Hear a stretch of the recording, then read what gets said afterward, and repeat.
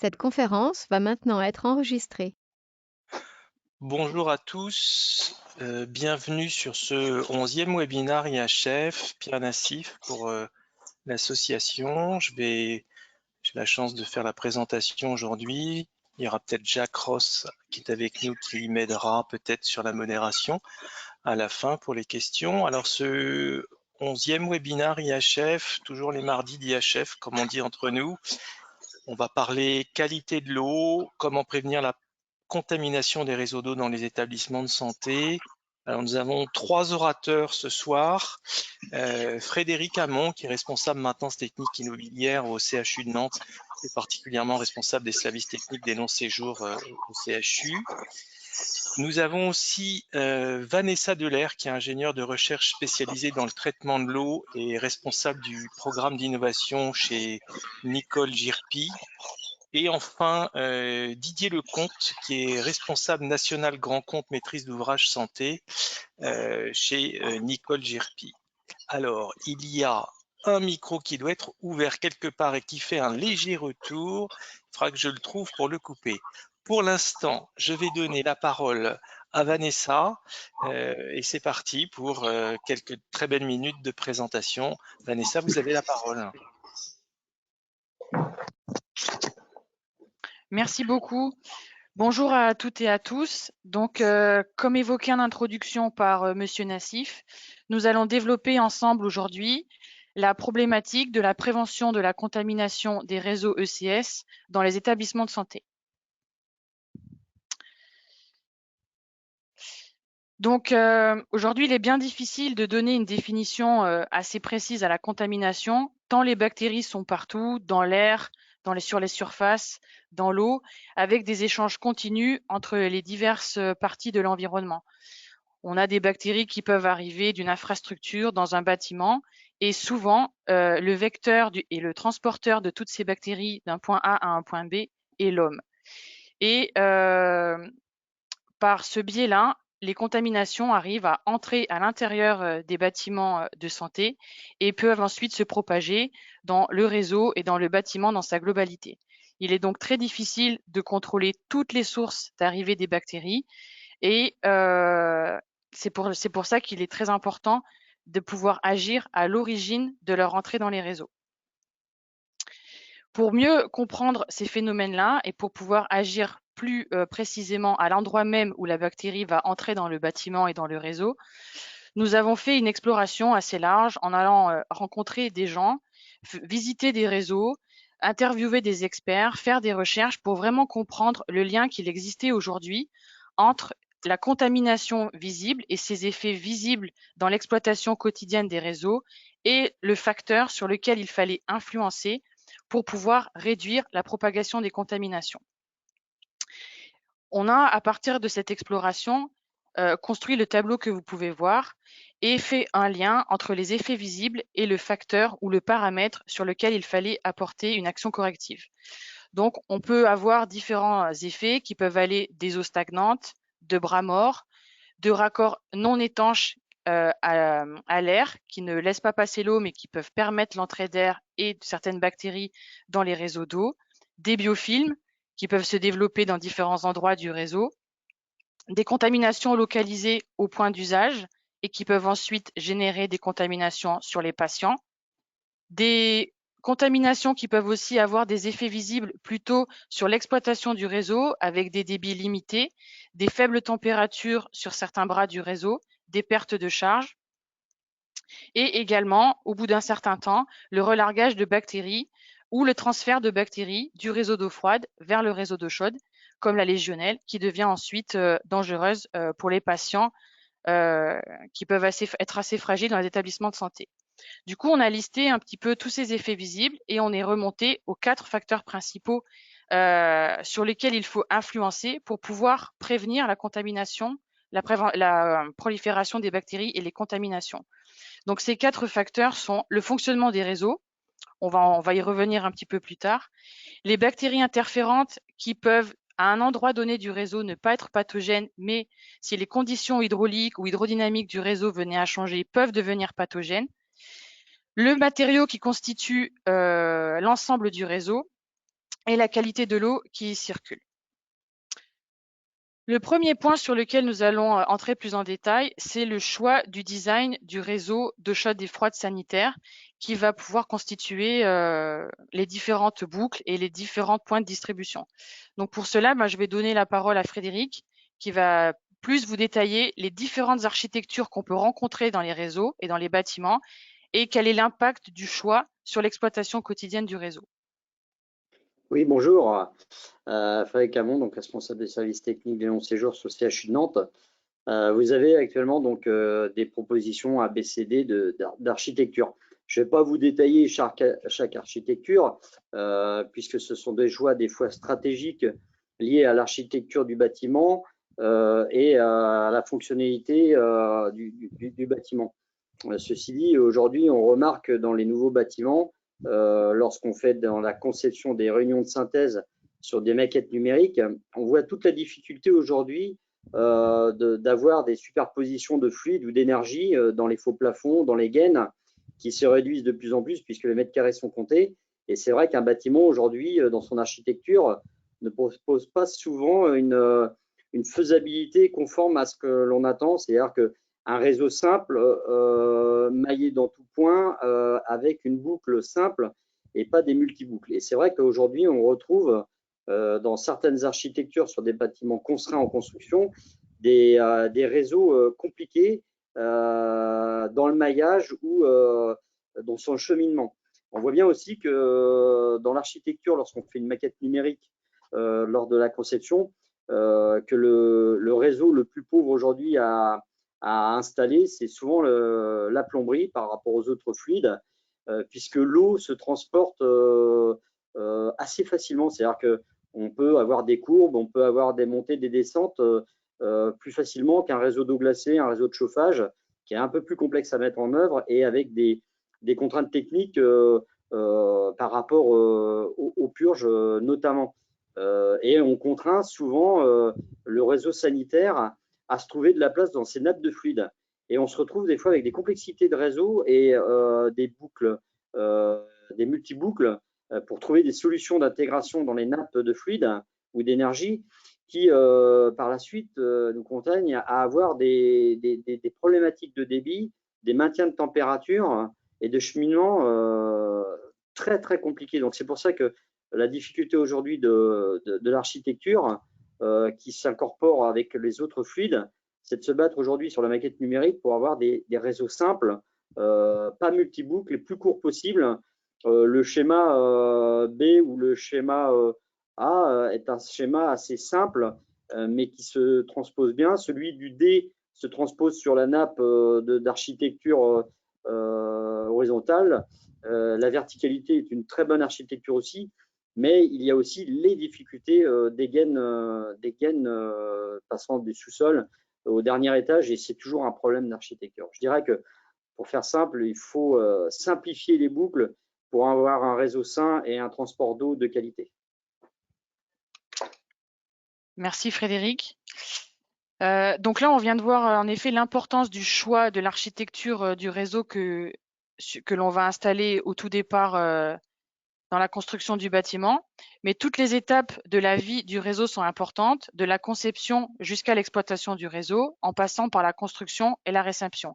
À chaque phase, on peut, par les différentes actions qu'on va avoir sur le réseau, générer certaines contaminations ou l'arrivée de nouvelles problématiques si on n'a pas vraiment vérifié, comme c'est indiqué, le dimensionnement des boucles, les calculs de vitesse, vérifier si on n'a pas créé ou ajouté de nouveaux bras morts si on vient insérer une architecture à une architecture existante, que les plans ont bien été respectés entre la conception et la construction et qu'on va pouvoir maintenir les températures en tout point du réseau. Donc là, je vais également demander à Frédéric de nous faire partager son expérience sur cet aspect-là. Alors, on a parlé de la conception. La construction, je dirais qu'elle doit respecter la conception. La réception, c'est un élément très, très important puisque une mauvaise construction ou une mauvaise conception peut faire qu'à la réception, on peut avoir des délais très, très allongés sur des bâtiments surtout si l'on ne maîtrise pas du tout la qualité d'eau. Je rappelle que pour ouvrir un bâtiment en santé, il faut avoir les prérequis de qualité d'eau. Et si on n'a pas ces prérequis lors d'analyse d'eau, eh bien, on n'ouvre pas le bâtiment. Et c'est vrai qu'aujourd'hui, on est contraint à un planning puisque les analyses, elles se font pas du jour au lendemain. Il y a un temps sur la désinfection, il y a un temps sur la chimie de l'eau où il faut analyser pour enlever tout doute sur la chimie de l'eau, la qualité d'eau potable et tous les contaminants de cette eau-là. Et à partir de ce moment-là où on reçoit les analyses, on peut ouvrir le bâtiment.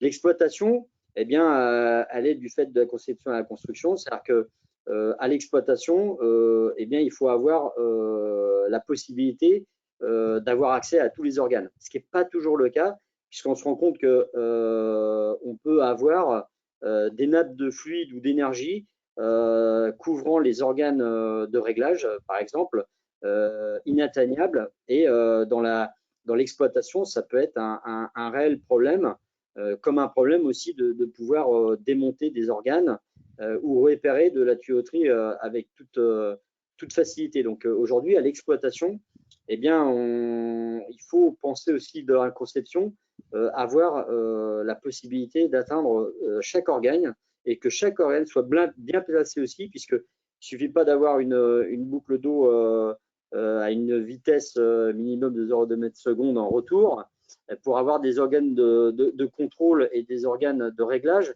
qui soient très mal placés par la suite. Donc, c'est très, très important lors de la construction de permettre à l'accessibilité de tous ces organes, aussi bien dans l'exploitation, mais aussi dans la maintenance et le dépannage. Merci Frédéric. Ensuite, un deuxième point d'influence et d'importance sur lesquels nous voulions revenir, c'était le choix du matériau qui constitue les réseaux d'eau chaude et froide sanitaire. Vous pouvez voir sur les différentes photos que nous avons disposées que le choix du matériau peut avoir un réel impact sur la qualité d'eau et sur ce qui va pouvoir se passer à l'intérieur des canalisations. Les mélanges de matériaux, notamment les mélanges matériaux métalliques et matériaux polymères, peuvent créer aux interfaces de la complexité dans la façon d'étancher le raccordement et peut générer avec le temps des contraintes mécaniques sur les assemblages et peuvent à terme créer des fuites ou laisser rentrer de l'air, de l'humidité, créer ensuite une certaine corrosion, comme on peut voir sur certaines photos, où il y a des micro-fuites qui permettent le passage d'un peu d'air qui contient de l'eau et la précipitation du calcaire qui peut être présent dans l'eau ou d'autres composés chimiques. On sait aussi que mixer ces matériaux ou favoriser un certain type de matériau qui n'est pas vraiment adapté à la qualité de l'eau qui va circuler à l'intérieur peut générer des phénomènes de corrosion assez importants qui vont générer l'apparition de biofilms assez épais qui peuvent réduire très fortement les vitesses de passage et réduire les débits et ne plus permettre le maintien des températures sur toutes les longueurs du réseau jusqu'au point d'usage. On sait aussi que, évidemment, ces biofilms, à terme, emmagasinent et stockent et font réservoir à bactéries qui vont pouvoir être relarguées plus tard et pouvoir générer la contamination d'une autre partie du réseau. Nous avons donc essayé de faire des recherches plus approfondies sur cette partie et nous savons que la phase la plus importante dans la création d'un biofilm à l'intérieur des réseaux, c'est les tout premiers événements. C'est le moment où vraiment les bactéries et les macromolécules vont se rencontrer sur une surface et commencer à échanger pour pouvoir créer cette matrice qui va devenir plus tard un biofilm mature. Une fois que le biofilm est créé, c'est très très difficile de le retirer. Des fois, il faut de nombreuses désinfections et parfois les désinfections chimiques ne suffisent pas. Donc, il faut vraiment agir sur les tout premiers moments de création de ce biofilm qui sont dans un laps de temps dans la minute pour réduire le plus possible ce phénomène d'agrégation et de laisser ensuite la croissance s'opérer. Donc, on a fait vraiment une étude basée sur ce temps-là et on a comparé différents matériaux au tout premier moment, aux tout premiers événements, donc entre 24 et 72 heures, pour voir s'il y avait des matériaux qui étaient moins favorables que d'autres à ces premières agglomérations. Comme vous pouvez le voir sur le graphique, tous les matériaux permettent l'adhésion de bactéries et de macromolécules. Ils ne le permettent pas dans les mêmes proportions, mais il n'y a aucun matériau sur lequel 0 bactéries et 0 macromolécules ne peuvent se déposer. On constate que le PEX détient le niveau de colonisation le plus élevé et que dans les matériaux les moins sensibles à cette prolifération initiale sont le CPVC et le cuivre. On note également que sur ces mesures-là, les écarts types sont assez grands et qu'il est donc difficile de faire vraiment une classification très stricte et que sur certains matériaux, si on compare par exemple le PVC et le PVDF, les écarts types sont très très faibles et les différences pas vraiment significatives. Ensuite, nous avons également étudié l'effet du vieillissement sur les canalisations et sur l'exploitation du réseau à terme, puisque on choisit un réseau à T0 et on choisit un matériau à T0 sans même qu'il n'ait pu déjà commencer à subir les effets d'un vieillissement naturel lié à la circulation de l'eau, à la température et à la pression. On a fait 3 types de vieillissement différents. Un à l'eau potable, juste avec la température, sans pression et une certaine vitesse de circulation pour permettre une érosion naturelle des matériaux. Un deuxième test avec de l'eau potable et 4 ppm de javel. Et un troisième test avec de l'eau potable et 2 ppm de dioxyde de chlore.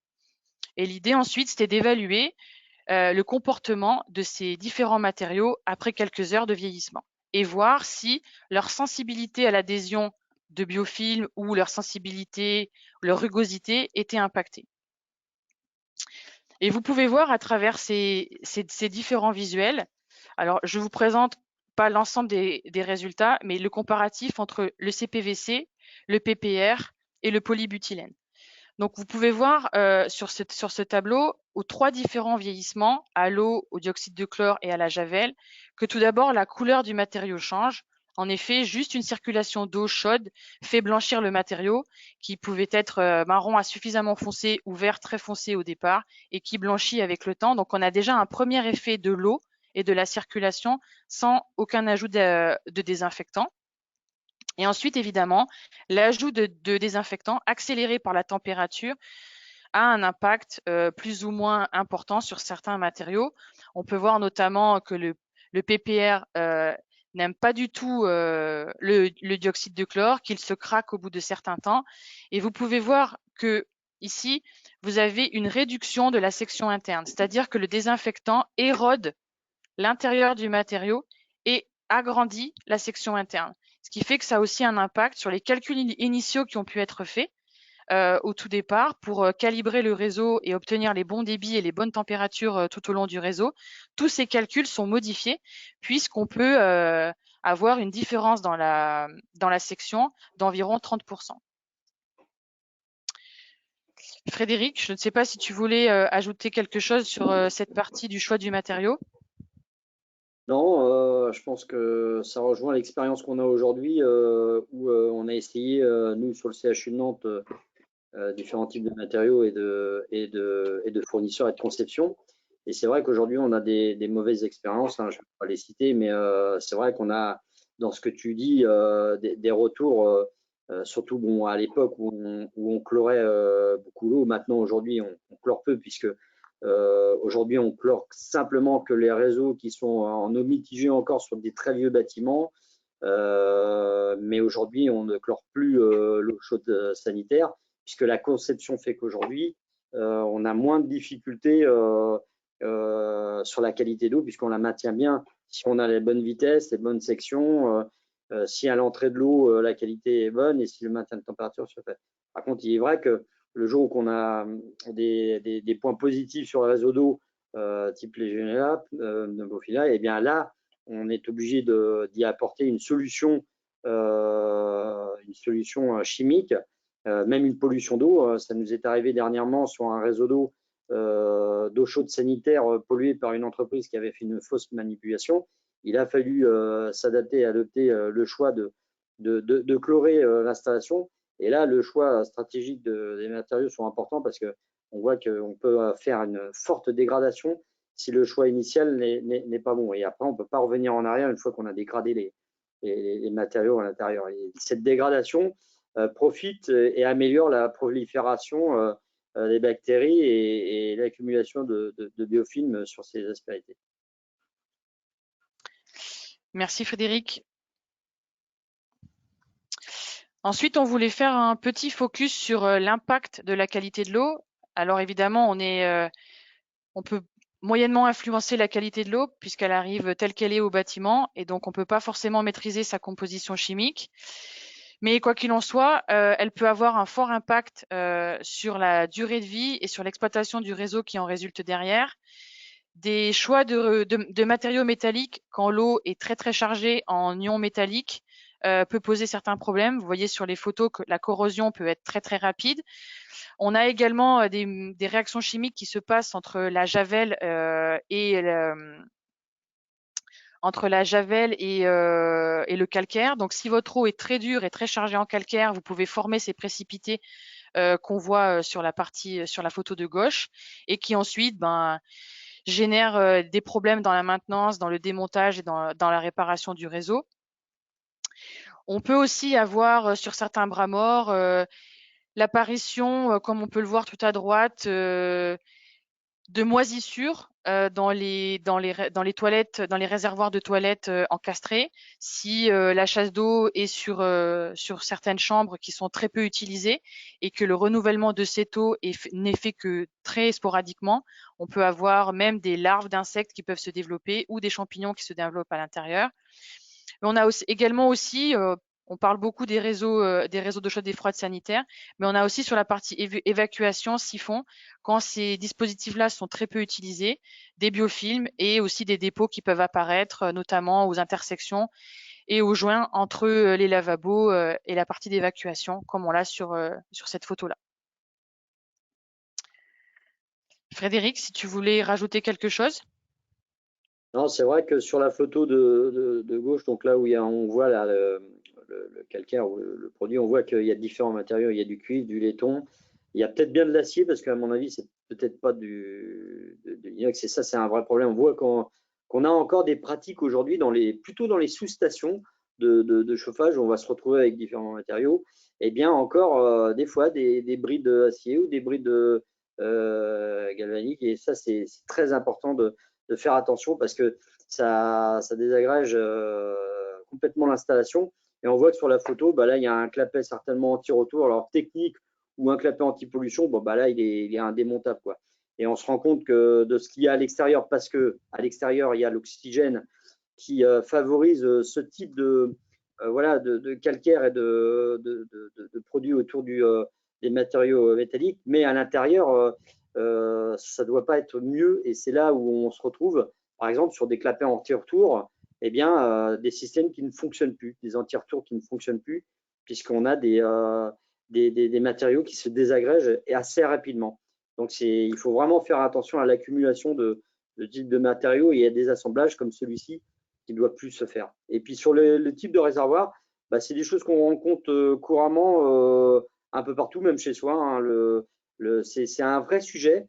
Aujourd'hui, on n'est pas capable de savoir si on a des types de rétrocontamination avec ce type d'eau-là sur les cuvettes de WC, mais c'est un vrai sujet parce que je pense que derrière, on est capable de rétrocontaminer grâce à cette eau-là qui est chargée certainement en prolifération bactérienne, de rétrocontaminer des cuvettes de WC. Alors c'est vrai qu'on a des cuvettes maintenant sans bride. Alors c'est très joli, c'est très beau, mais si on fait sans bride pour essayer d'avoir quelque chose de beaucoup plus hygiénique, eh bien il faut remonter aussi à la source, c'est-à-dire l'eau stagnante, l'eau qui est contenue dans un réservoir d'eau. Et c'est vrai que la conception des réservoirs, là où on peut voir ce type de réservoir-là, il y avait à une certaine époque du polystyrène, Oui. ce qui se fait très peu maintenant. Eh bien ça, c'était une vraie source à nid à bactéries. Et on voit dans le fond là, ces taches noires qui sont certainement des champignons et des bactéries. Oui. Merci Frédéric. Voilà, donc fort de toute cette exploration qu'on a fait et des différentes visites terrain, ça nous a permis de vraiment mettre en place notre programme d'innovation et de vraiment choisir les piliers sur lesquels il fallait qu'on développe des nouveaux produits qui permettront vraiment de répondre aux besoins et aux attentes des utilisateurs aujourd'hui pour réduire les contaminations qu'ils ont sur leurs différents réseaux. Donc, on a divisé notre programme d'innovation en 3 parties. Une partie ingénierie où on va vraiment apporter des nouveaux produits et des nouvelles technologies aux produits que nous proposons déjà pour ce type de réseau-là. Travailler sur les matériaux pour les rendre vraiment encore plus adéquates avec les conditions d'exploitation, les conditions de vieillissement. Et également sur cette partie bactéries, prévention de ces bactéries, prévention de leur prolifération et moyens de les détecter. Donc, pour faire ce programme d'innovation, évidemment, il faut s'appuyer sur les expertises locales. Donc, nous avons rencontré différentes personnes, des hygiénistes, des services de maintenance, des services techniques, comme Frédéric, pour vraiment recueillir les problématiques terrain et essayer d'y apporter des solutions concrètes pour réduire les contaminations. Voilà, je vous remercie et je vais passer la parole à mon collègue Didier.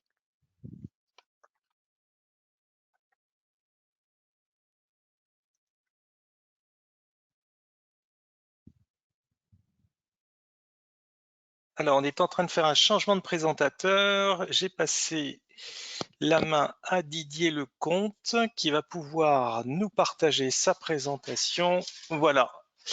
Et je vais lui rallumer son micro puisque je peux le faire à distance si tout va bien. Et je n'y arrive pas. Didier, il va falloir rallumer votre micro pour nous parler. C'est chose faite. Je suis prêt. Merci Pierre. Eh bien, bonjour à tous et je vais prendre la suite de Vanessa et de Frédéric. Bon, tout d'abord, merci à Vanessa et Frédéric pour ce bel échange. On vient de voir l'importance des matériaux, de l'hydraulique des réseaux, mais aussi de la tenue au traitement. C'est pourquoi les innovations sont développées aujourd'hui dans le respect des réglementations actuelles, mais aussi des réglementations à venir. Donc, on va s'intéresser aux 2 textes suivants.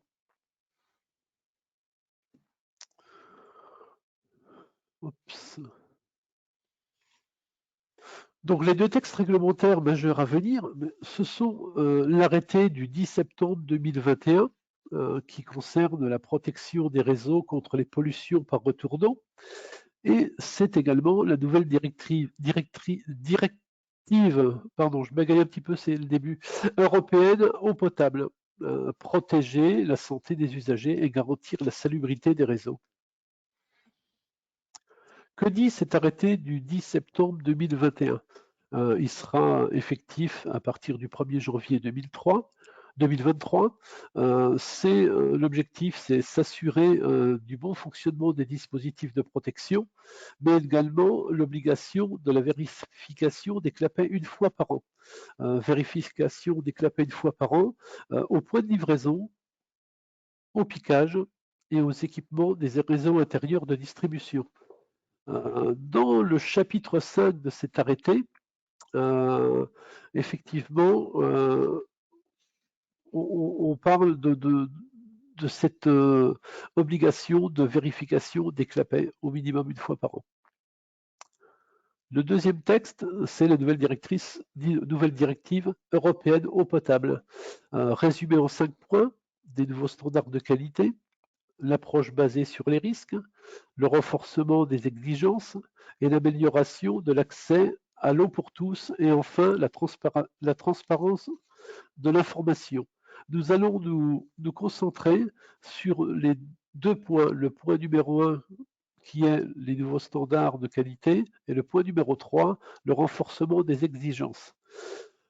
Le point numéro 1, nouveaux standards de qualité pour l'eau potable. En fait, c'est tout simple, c'est l'ajout de paramètres supplémentaires concernant les produits de désinfection ainsi que les normes de qualité qui vont être changées, abaissées ou confirmées. Par exemple, dans l'aspect confirmé, ce sont les pesticides. Et puis également, chose très importante, c'est la prise en compte des légionnels dans les réseaux intérieurs des bâtiments prioritaires.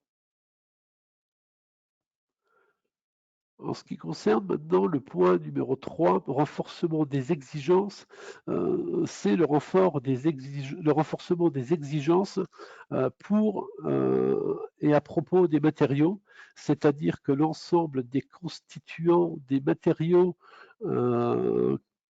transportant de l'eau potable devront être sur une liste européenne qui sera elle-même une liste de constituants autorisés. C'est très important, liste de constituants autorisés pour chaque type de réseau et chaque type de matière.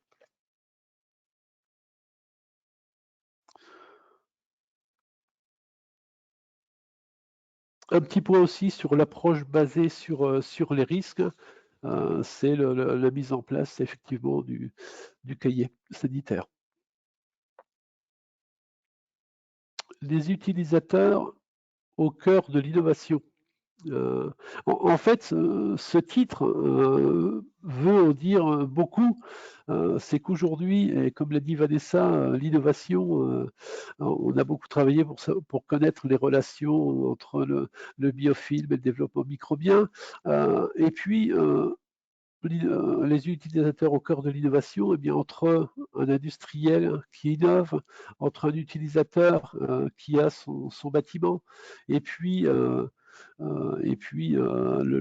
patient, eh bien, les services hospitaliers, les entreprises également sont les utilisateurs.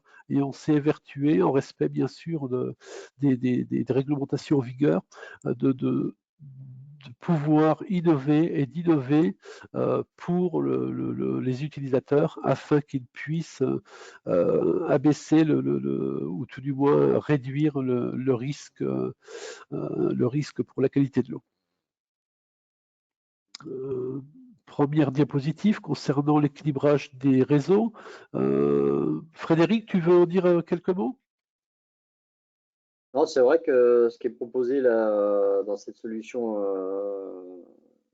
Nicole Sherpy, c'est d'avoir en fin de compte un système qui est adapté sur le réseau HTA qui est du même produit, je dirais.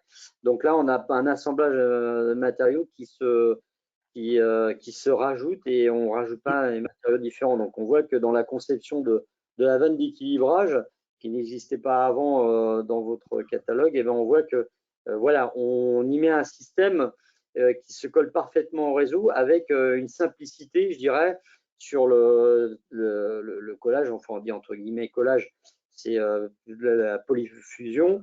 Eh bien, on voit qu'aujourd'hui, on a une solution d'organes qui s'apprête complètement à l'installation et type d'installation.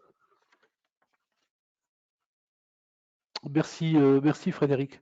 Alors, comme vous voyez sur cette diapo, cette vanne d'équilibrage qui tourne, cette vanne d'équilibrage, elle est installée depuis 2020 dans un hôpital parisien. Elle est suivie, elle est contrôlée par une société qui s'appelle Antagua et qui suit depuis 1 an et demi le fonctionnement. Et ce fonctionnement donne tout à fait satisfaction. Donc voilà cette vanne d'équilibrage. Cette vanne d'équilibrage, pour rappeler ce qu'a dit Vanessa, c'est l'utilisateur qui est au centre de la démarche. La première chose, c'est une vanne d'équilibrage qui a été conçue spécifiquement pour les réseaux ECS. Donc cette innovation qui est brevetée, elle se voulait être simple pour les utilisateurs, qu'ils soient dans un service de maintenance hospitalière ou pour les entreprises. Et la première chose, effectivement, c'était d'avoir une vanne d'équilibrage sans coupure du réseau, une vanne d'équilibrage facile à installer et régler. Et puis quand même, ce qu'on a dit tout à l'heure au niveau des matériaux compatibles avec des traitements de désinfection curatifs et préventifs, réversibles, bien sûr l'ACS. Et pour ceci, on a un petit outil que vous trouverez sur notre notre site de réglages rapides en fonction de votre débit. Vous rentrez votre débit, vous aurez les réglages à opérer sur cette vanne d'équilibrage.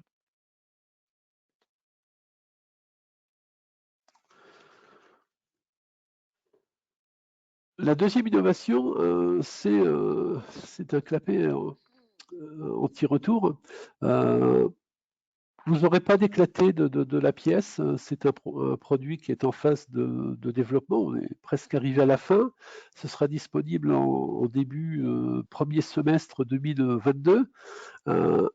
Ce clapet, il a été créé, il a été innové, on peut dire le mot, dans le même esprit que la vanne d'équilibrage, c'est-à-dire facile, aisé, maintenance, une approche en maintenance facile. Que vous dire de plus? Appelez-nous, on se fera un plaisir de venir vous la présenter dans vos locaux avec un réel plaisir. Mais elle est centrée pour l'utilisateur.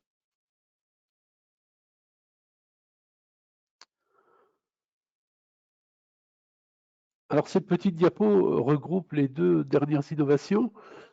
Ces innovations, en fait, font partie d'un programme. C'est que depuis une vingtaine d'années, on est attentif à ce qui se passe dans les réseaux d'eau froide et d'eau chaude sanitaire. On est attentif aux réglementations en vigueur. On est attentif aux souhaits des maîtres d'ouvrage.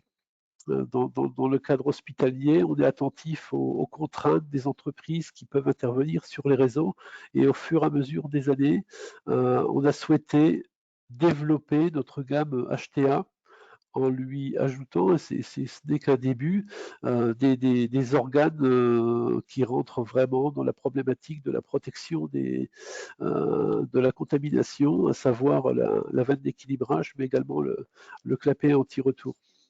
On ne l'aurait pas fait sans vous. L'industriel, il sait innover, mais pour mieux innover, on est dans une période, une ère où la collaboration est bien plus forte, et on est vraiment dans cet esprit-là de collaborer avec vous afin de créer les meilleurs produits qui puissent vous faciliter la vie au quotidien. Alors, la diapo suivante, pour certains, ce n'est pas une nouveauté, mais si on prend la gamme HTA, depuis une vingtaine d'années, on s'évertue à la développer, à la déployer.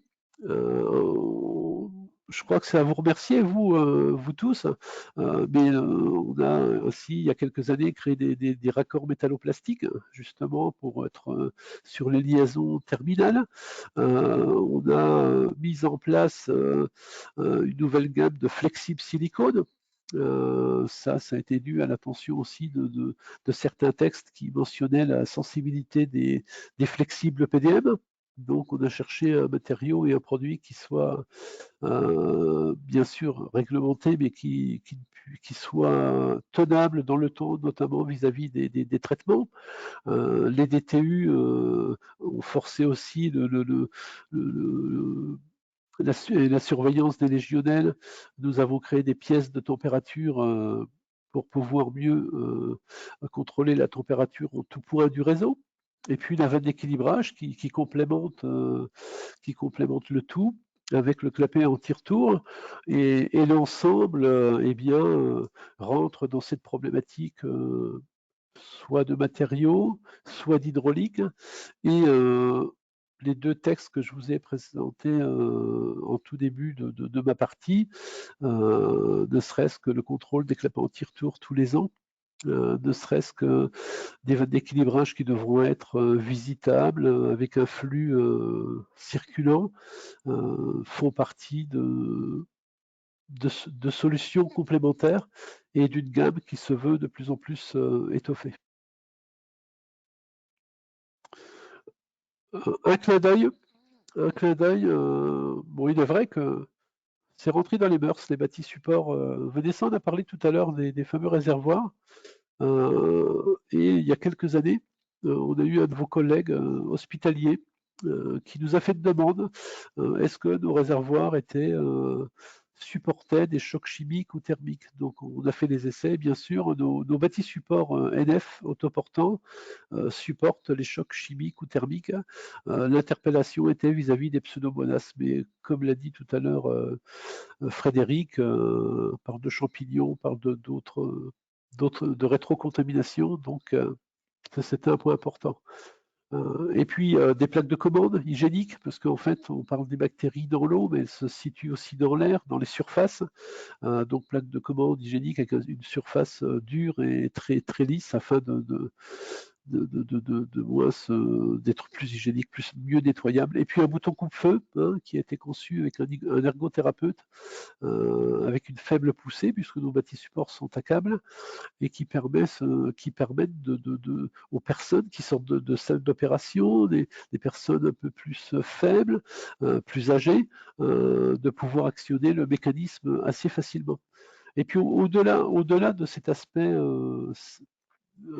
sanitaire, il y a cet aspect environnemental, réduction des déchets, pollution de l'air, pollution de l'eau, le confort acoustique, la RE 2020 qui arrive, les modes constructifs qui se modifient avec la loi Elan, qui est une loi qui reprend pratiquement tous les pans de la construction, y compris les accessoires.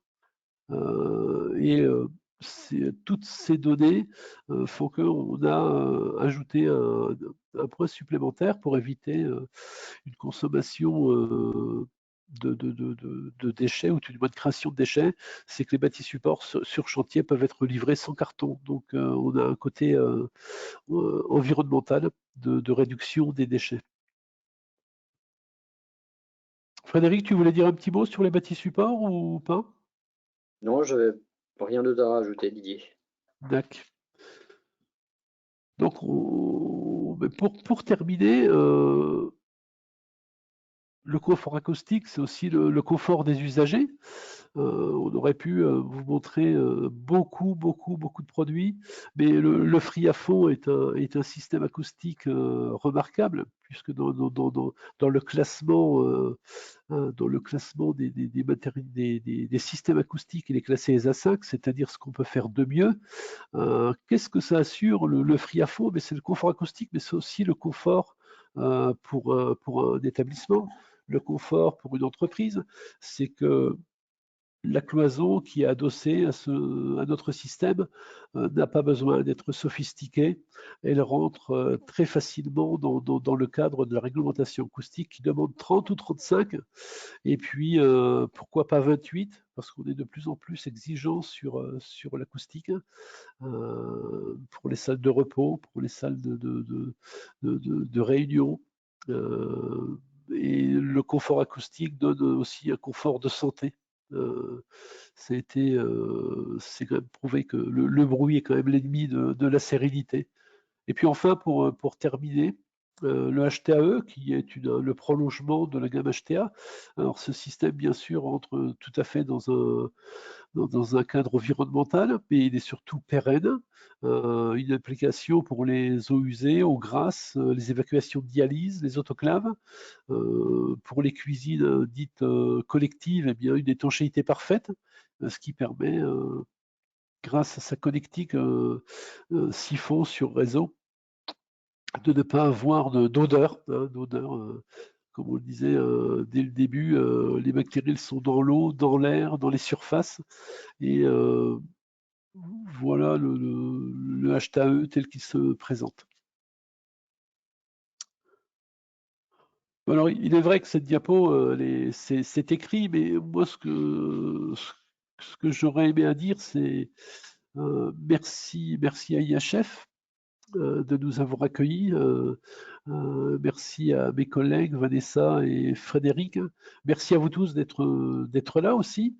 Et puis surtout, le service recherche, moi-même, Frédéric, nous sommes vraiment à votre disposition. Au besoin, nous nous déplacerons pour vous montrer nos dernières innovations Et très franchement, on a besoin de vous aussi. On a quelques idées dans les cartons. Vanessa pourrait mieux l'exprimer. Et ça serait avec plaisir si vous nous accueillez et on vous montrerait nos pistes de réflexion et aussi vos problématiques et de voir si on peut, en travaillant ensemble, eh bien vous aider ou nous entraider à trouver les solutions de demain. Merci à tous et à toutes. Merci beaucoup à tous les trois pour cette présentation. Alors, j'ai omis de dire à tous les participants, vous avez un petit bouton à droite qui vous permet dans le chat de poser quelques questions. Donc, n'hésitez pas à le faire, je vais les relayer. Si les questions ne sont pas très nombreuses, on pourra aussi commencer à allumer nos micros pour poser les questions en direct. Alors, deux informations importantes. La première, c'est que la présentation qui vous a été faite, dès que je vais la recevoir des présentateurs, vous sera mise à disposition sur le site internet IHF. Et vous retrouverez aussi sur le site IHF le replay, la vidéo de la séquence d'aujourd'hui. Alors non pas pour vous parce que vous avez participé, mais si vous souhaitez la partager avec vos collègues, vos confrères, elle sera mise en ligne sur la chaîne YouTube d'IHF et vous aurez le lien bien évidemment. Alors je vais me lancer sur la première question en attendant que les autres arrivent dans le chat. Alors moi qui suis un peu déconnecté de la partie technique des réseaux d'eau depuis quelques années, j'ai l'impression que depuis la mise en place des carnets sanitaires légionnels qui remontent au début des années 2000, si je ne me trompe pas, on n'a pas eu de grosses injonctions ou règles majeures qui sont sorties.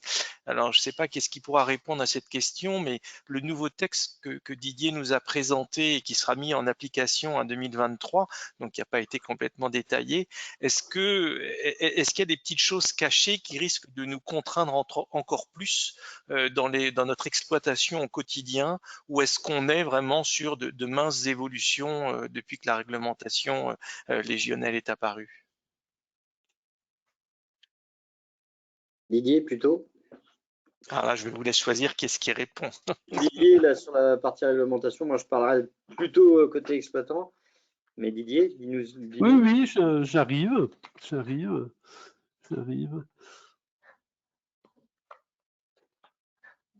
Globalement, parce que le texte est assez long en fait de cette nouvelle réglementation, elle ne fait qu'appuyer sur des choses assez simples. C'est effectivement le côté hydraulique, c'est le côté clapet. Hein, les clapets devront être, je n'ai pas détaillé, mais les clapets devront être visitables une fois par an avec des personnes agréées. Ça, c'est le premier point. La transparence sur l'eau, il va devoir y avoir des nouveaux carnets qui se créent. Et le carnet, c'est le carnet de prévention. Voilà, c'est le carnet de prévention. Et puis des carnets européens pour pouvoir améliorer cette notion qualité de l'eau. Oui, il y aura plus de contraintes. Il y aura plus de contraintes en termes de suivi. Il y aura plus de contraintes si les matériaux ne collent pas et les produits ne collent pas à la réglementation, ne serait-ce que des produits visitables. Ouais, ça sera plus de suivi, oui. Donc des exigences de traçabilité visiblement qui vont nous être imposées. Oui, plus de traçabilité, oui, c'est ça, Pierre. Ouais. Voilà. Rien qui nous contraigne dans notre exploitation au quotidien. Alors pour dire, je sais pas, l'augmentation de certaines températures pour éviter je ne sais quelle bactérie, d'obligation de désinfection de telle ou telle manière. Pour l'instant, l'exploitant a l'obligation de résultat, il n'a pas une injonction de moyens. Non, sur l'exploitation aujourd'hui, on a, par rapport aux années 2000, je dirais que c'est juste aujourd'hui la réglementation qui conforte bien cet aspect de traçabilité, de carnet sanitaire. C'est vrai que le carnet sanitaire est important. C'est vrai qu'il avait été évoqué depuis 2000 jusqu'à maintenant la mise à disposition de carnets sanitaires. Aujourd'hui, je dirais que le carnet sanitaire, il se matérialise beaucoup plus maintenant au niveau numérique qu'au niveau papier. Dans les années 2000, on faisait des classeurs, on mettait des schémas, on mettait de la traçabilité. Aujourd'hui, on dématérialise tout et on est plutôt sur un terrain numérique entre la GMAO, la supervision, l'hypervision, la traçabilité que l'on fait maintenant numérique de nos installations. Et aujourd'hui, la réglementation, elle nous pousse plus à tracer et à décrire aujourd'hui de façon concise nos installations, nos suivis de traçabilité, nos actions, nos schémas et nos plans. Aujourd'hui, je dirais qu'on a tout ça. La plupart du temps, on ne l'a pas vraiment organisé. C'est-à-dire qu'on l'a un peu partout dans nos dossiers numériques ou dans nos dossiers papier. Mais aujourd'hui, on nous comptera plus à avoir quelque chose de bien précis, de bien rangé et aujourd'hui duplicable sur tous nos bâtiments et observable aujourd'hui par n'importe quelle personne agréée aujourd'hui à venir nous auditer sur nos installations. La partie, je dirais, clapet anti-pollution, de toute façon, ça faisait depuis des années qu'on tournait autour du sujet. Aujourd'hui, la réglementation est un peu plus ferme en se disant que l'exploitant doit garantir le bon fonctionnement de ses équipements anti-pollution, de son emplacement aussi, parce qu'on voit des fois des clapets anti-pollution, soit ils sont mal placés, soit ils sont inexistants. Et aujourd'hui, on nous contraint à les vérifier, à les ordonner et dans cette vérification, à même être habilité, agréé et à la vérification de ces équipements-là. Et on s'appuie aussi sur le guide de l'eau dans les établissements de santé, qui est un guide extrêmement important, qui est toujours d'actualité, où aujourd'hui, chaque réseau, chaque type de réseau doit avoir son type de clapet et sa position bien définie. Merci beaucoup pour cette réponse. Alors moi j'ai une autre question en attendant les autres questions qui peuvent arriver sur le chat et qui n'arrivent toujours pas. Alors c'est peut-être pour vous titiller un peu. On dit que le cuivre est un matériau naturellement bactéricide. Alors effectivement, de par les matériaux que vous proposez, vous êtes loin du cuivre. Comment arrivez-vous à vous battre contre, je dirais, ceux qui sont pour le tout cuivre, pour lutter contre le biofilm, lutter contre un certain nombre de choses? On dit passer le cuivre, il n'y a rien de mieux, quoi.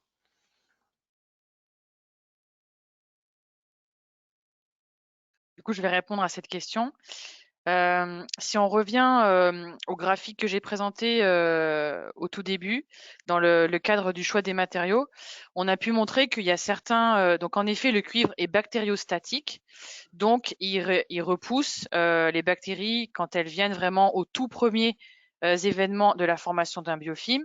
Mais on peut voir qu'il y a d'autres matériaux qui peuvent vraiment entrer dans la compétition avec le cuivre et montrer de vraies bonnes aussi dispositions à réduire la prolifération des bactéries à ce moment-là, tout comme le PVC. Et ensuite, le choix du matériau, il doit vraiment être fait dans un contexte global. Il doit être fait pour réduire la partie des biofilms, mais aussi être résistant dans le temps à la vie du réseau, à sa maintenance, à la qualité de l'eau, à la corrosion qui peut intervenir, à tous ces paramètres-là.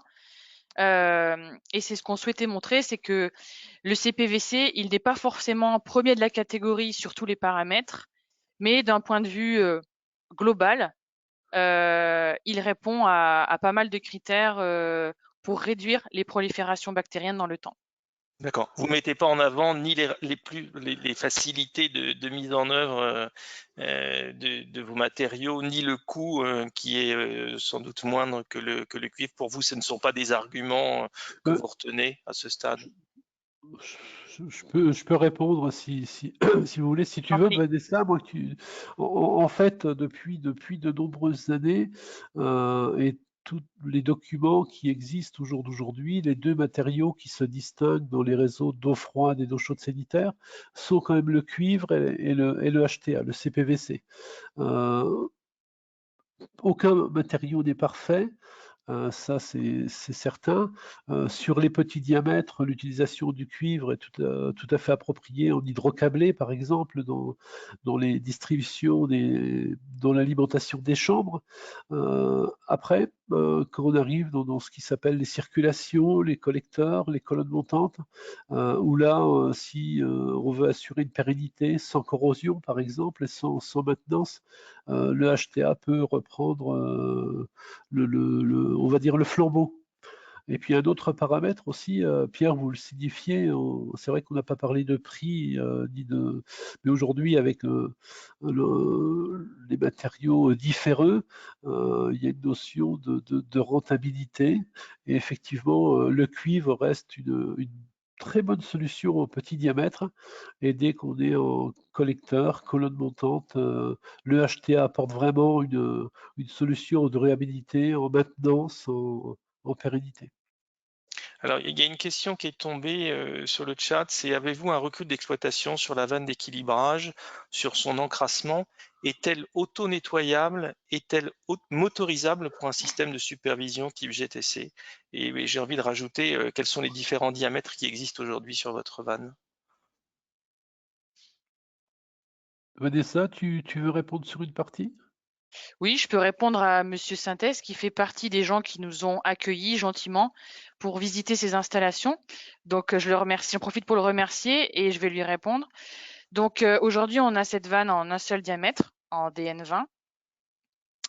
On a un recul d'environ 18 mois sur un test qui est fait dans un hôpital par rapport justement à son encrassement et au vieillissement de la partie vraiment interne qui est l'outil de réglage et le pointeau de réglage de la vanne d'équilibrage. Et vraiment, on n'a eu aucun souci sur cette partie-là. Donc, pour revenir sur son fonctionnement, la vanne est démontable en service sous pression. Donc, elle est dotée d'un bypass qui permet de l'isoler du réseau tout en maintenant un débit minimum de circulation de l'eau sans interrompre le réseau. Et ensuite, on peut démonter le dessus de la vanne pour pouvoir la nettoyer et accéder à l'intérieur des organes. Aujourd'hui, elle est 100% manuelle dans la version dans laquelle elle est proposée, mais on travaille déjà sur justement motoriser le dessus de la vanne, la partie réglable, et ou connecter à pourquoi pas une GTB, une GTC pour avoir un relevé décentralisé des températures. C'est la deuxième génération de la vanne qui devrait arriver un petit peu plus tard. Alors moi, j'ai juste un petit bémol sur la motorisation par un système de supervision. On peut très bien, voilà, par un système de supervision, prendre la donnée technique aujourd'hui et la référence sur le débit, par exemple. Mais pourquoi motorisable? Je vois pas trop l'intérêt d'une vanne motorisable, surtout sur une vanne d'équilibrage. Surtout qu'une vanne d'équilibrage, on n'y touche pas. On y touche simplement quand on a des rééquilibrages à faire de réseaux, lorsqu'on transforme des réseaux. Je dirais que la partie variante de l'installation, c'est plutôt aujourd'hui sur les pompes ou circulateurs à variation, à vitesse variable. C'est un vrai sujet. Par contre, la partie, je dirais, statique, c'est la naissance même d'une vanne d'équilibrage, c'est-à-dire que c'est une vanne statique. Elle est pas pilotable, ou alors, ce qui peut être pilotable, c'est à la fermeture ou à l'ouverture sur une vanne, mais c'est bien une vanne. Mais une vanne d'équilibrage, c'est un organe statique qui se motorise pas parce qu'elle ne varie pas. Normalement, elle est là plutôt pour freiner et donner un débit constant. Je dirais que c'est au circulateur ou la pompe à variation de varier le débit sur les réseaux pour avoir un débit constant sur le tout point du réseau qui est donné par la vanne d'équilibrage. Merci pour ces précisions. Alors, est-ce qu'il y a d'autres questions? Je n'en vois pas tomber. Est-ce que quelqu'un veut se lancer en ouvrant son micro, poser une question en direct à nos intervenants?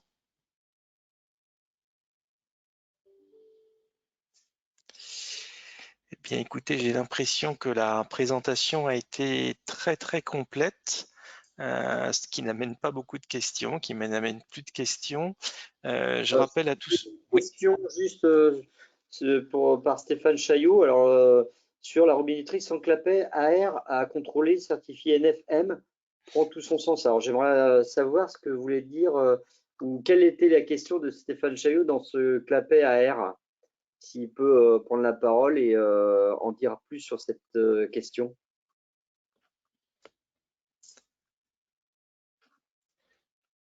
Alors bonjour, est-ce que vous m'entendez? Est-ce que mon micro était coupé? Est-ce que c'est mieux? C'est parfait, on vous entend. Alors en fin de compte, il ne s'agissait pas forcément d'une question, il était surtout pour remettre en exergue qu'en fin de compte, aujourd'hui, la certification entre guillemets NF médicale sur la robinetterie à destination des établissements de santé proscrit complètement les clapets anti-retour. Donc quand je marquais clapet ER, je voulais dire clapet anti-retour, c'est qu'aujourd'hui, des produits équipés de clapet anti-retour ne peuvent pas avoir cette validation NF médicale et en fin de compte ne pas avoir de chambre de mélange de pression, qui va complètement dans le sens de ce nouvel arrêté, parce qu'effectivement, plus il y a de clapets anti-retour, et j'ai bien entendu toutes vos explications, plus il va y avoir aussi à les contrôler. Donc aujourd'hui, on est quand même assez cohérent entre cette certification NF médicale et ce nouvel arrêté. Et donc aujourd'hui, sur le marché, plusieurs fabricants de robinetterie sont capables de proposer des produits efficaces tant pour la sécurité de la brûlure et également sur la sécurité des réseaux, sans avoir besoin d'avoir recours à des clapets anti-retour. Ce n'est pas vraiment une question, c'est plus un état de fait qu'aujourd'hui, cette robinetterie qui existe sur le marché en cohérence avec la NSM vient appuyer un petit peu ce nouvel arrêté qui vient de sortir très récemment. Voilà. Tout à fait d'accord là-dessus. Alors, est-ce qu'il y a d'autres interventions? Une ultime question? Mais écoutez, il me reste à vous remercier à tous les trois, Frédéric Hamon, Vanessa Delair et Didier Lecomte pour cette présentation, pour tous nos participants. Donc la présentation sera mise en ligne. Vous aurez les coordonnées, elles sont déjà d'ailleurs sur le site internet d'IHF. Si vous voulez contacter les uns ou les autres, surtout n'hésitez pas à le faire. Je vous remercie à tous d'avoir participé à ce webinaire. Le prochain webinaire dont le sujet n'est pas encore connu au mois de novembre à ma connaissance, sauf si Jacques me contredit, et il est normalement programmé pour le mardi 9 novembre ou 2 novembre. Et nous aurons normalement aussi un webinar le 7 décembre. Vous aurez toute l'actualité sur le site internet d'IHF. Oui, Jacques, je vois que tu as allumé ton micro. Non, juste pour dire, j'ai pas plus de précision pour novembre, désolé. Ok, voilà. Bah, écoutez, toutes les infos sont sur le site internet d'IHF. Merci à tous pour votre participation et à très bientôt.